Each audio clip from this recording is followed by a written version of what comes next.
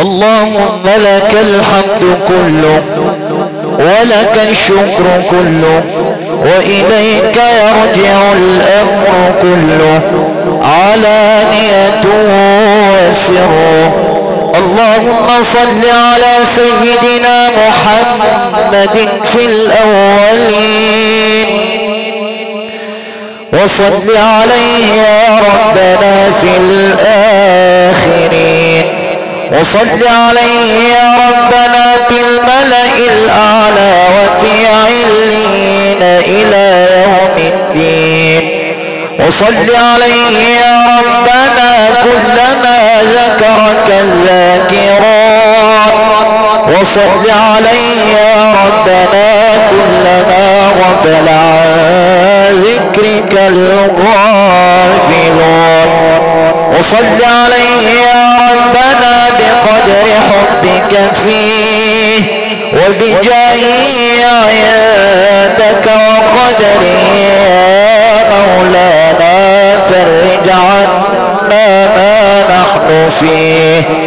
إلهنا ومولانا لا نسألك رد القضاء ولكن نسألك اللطف فيه. اللهم اهدنا فيمن هديت وعافنا فيمن عافيت وتولنا فيمن توليت وبارك اللهم لنا فيما أعطيت وقنا واصرف عنا بألطافك شر ما قضيت وقنا واصرف عنا بألطافك شر ما قضيت وقنا واصرف عنا بألطافك شر ما قضيت. إنك سبحانك تقضي بالحق ولا يقضى عليك وإنه لا يذل من واليت ولا يعز من عاديت. تباركت ربنا وتعاليت فلك الشكر على ما أنعمت به علينا وأوليت ولك الحمد على ما قضيت يا قاضي الحاجات ويا غافر الزلات ويا مجيب الدعوات يا حنان يا منان يا قديم الإحسان. اللهم استجب بفضلك دعانا واشف مرضانا واشف مرضانا واشف مرضانا وارحم موتانا وارحم موتانا وارحم موتانا وأهلك أعدانا ولا تخيب بفضلك رجانا وانصرنا على من عادانا واجعل الجنة مأوانا.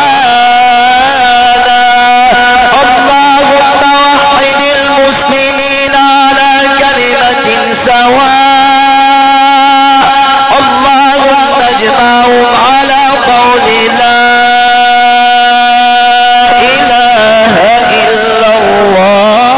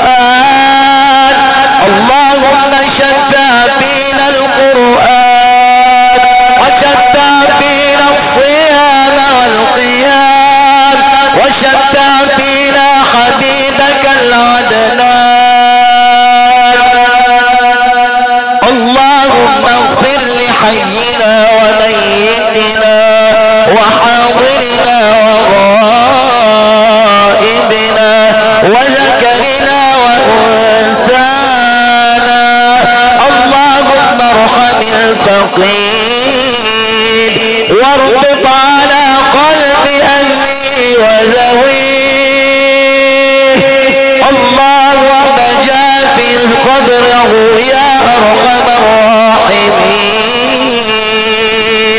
اللهم اجعل هذه الليلة أسعد ليالي. اللهم يمن كتابك ويسر حسابك.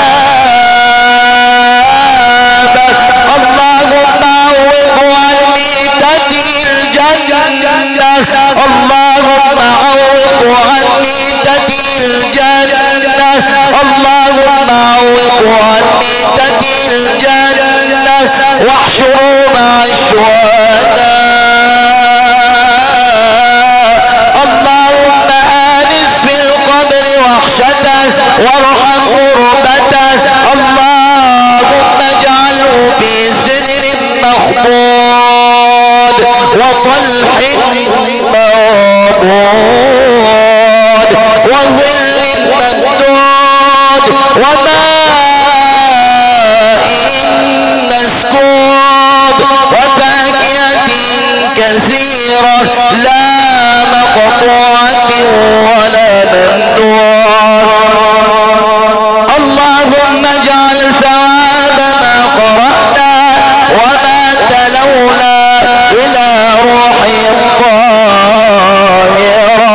اللهم زكني بالإحسان وزكني بالقرآن واجعل محبة من أحبه في ميزان حسناته وتكفيرا عن سيئاته. اللهم زوجوا من الحور العين وارزقه جوار النبي الكريم. واجعله واجعلنا واجعل موتى المسلمين من الذين تجري من تحتهم الأنهار في جنات النعيم. دعواهم فيها سبحانك اللهم وتحيتهم فيها سلام.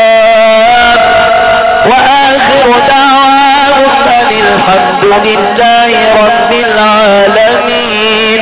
اللهم لا تحرمنا أجره ولا تفتنا بعده واغفر لنا وله ولسائر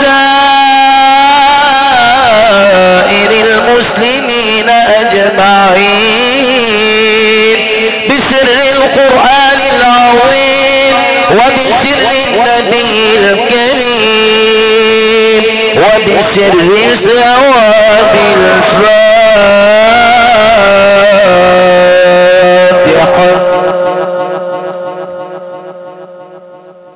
كذا إخوة الإيمان والإسلام عشنا في رحاب مسك ختام هذا اللقاء القرآني بهذه التلاوة القرآنية العطرة والتي تلاها علينا فضيلة القارئ الشيخ محمد سند عبد الحميد. ثم عشنا في رحاب الدعاء. الله أسأل أن يرزقنا الإخلاص والقبول وأن يجعل هذا الدعاء خالصا لوجهه الكريم وأن يجعله في ميزان حسنات الراحل الكريم. اللهم ربنا تغمد فقيدنا بواسع رحمتك. اللهم زد في إحسانه وتجاوز عن سيئاته واجعل يا رب قبره روضة من رياض الجنة ولا تجعله حفرة من حفر النار.